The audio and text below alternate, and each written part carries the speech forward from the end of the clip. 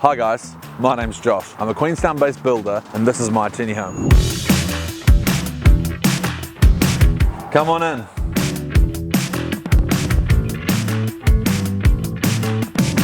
So today we're going to work on sealing all ply surfaces, starting with the ceiling, then onto the drawers, and then finally with the stairs. Let's do this.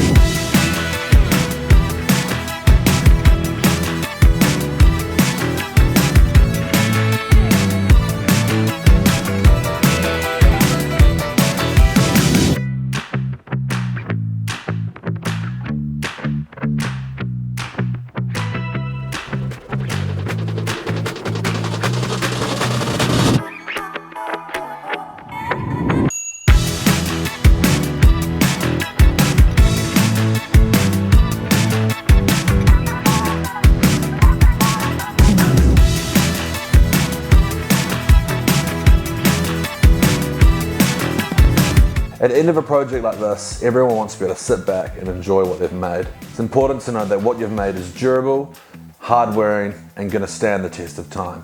It's time to get livid.